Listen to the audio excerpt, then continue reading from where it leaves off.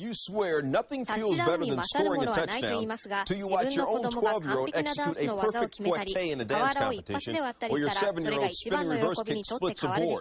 But even there's no daddy precedent, no Pro Bowl, Super Bowl, or Hall of Fame expectations, no second-generation pressure that Brian Greasy, Chris Sims, or Eli and Peyton could write essays about. Here's another one. John Elway, the quarterback's coach at his son's high school.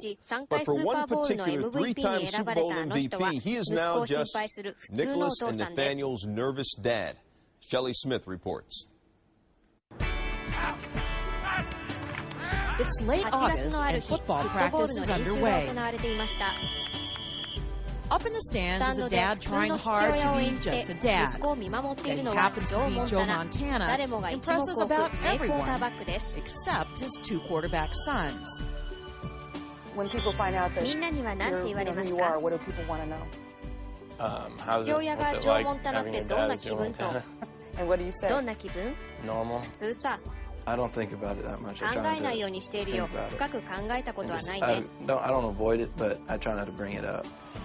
Nathaniel and Nicholas Montana were 5-2 when their dad threw his last NFL pass. Nathaniel is a senior on the varsity, and Nicholas a sophomore on the junior varsity at De La Salle High School, located just across the bay from where their dad became one of the greatest quarterbacks in NFL history. Montana rolling out the right, looking toward the end zone, throwing under pressure, throws his pass, caught by Clark, touchdown for the 49ers! I never thought I'd be as frustrated watching the play because it's really, you don't want anything to ever go wrong. You want to help them in every way you can, but yet you know they're not going to be perfect. And when that thing happens, it just kills you inside. At De La Salle, Nathaniel is trying to catch up after playing only basketball as a junior. He and Nicholas are each competing for starting positions. Roll, buzz, pivot. That's it. Steve Clarkson is a quarterback guru of sorts, holding quarterback camps across the country, and has worked privately with Ben Roethlisberger and Matt Leinart. He's been working with the Montana boys since June 2006. ニコラスの歩く姿やハドルを組む姿、スクリメージラインにつく姿はジョー・モンタナにそっくりです。ナサニエルは体が大きくパスに長けています。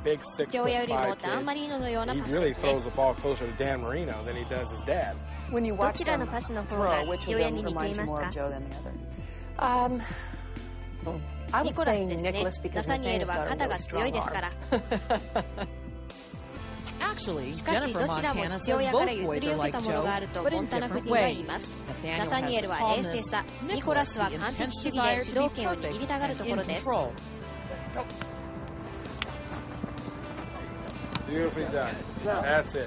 Both boys say they are oblivious to the pressure of the Montana name, but there was a time when they wore the name Wallace on the backs of their jerseys. 当初妻が言い出したことです。しばらく妻の旧姓をユニフォームにつけていました。息子たちはしばらくして理由に気づきました。父親の功績についてはあまり話しませんでした。だからプレッシャーも少ないのだと思います。Just make sure that when you line up, you got that index finger, wrist, and forearm all in one plane.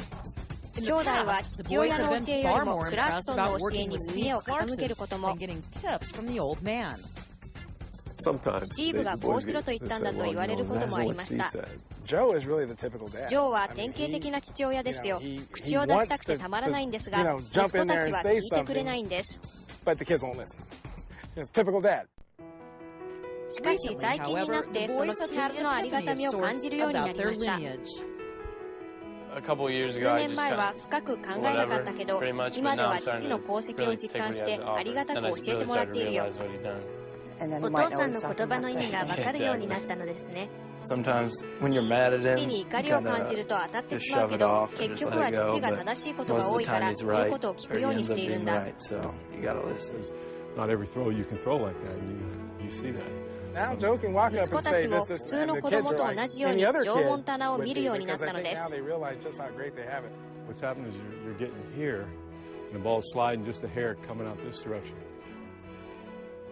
you look at him when you're watching as a coach or a former quarterback or as a dad? コーチだけでなく、クォーターバックとして父親として見ていますね。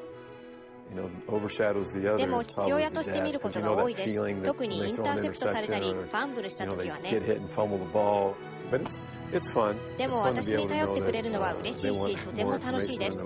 毎日ワクワクしています。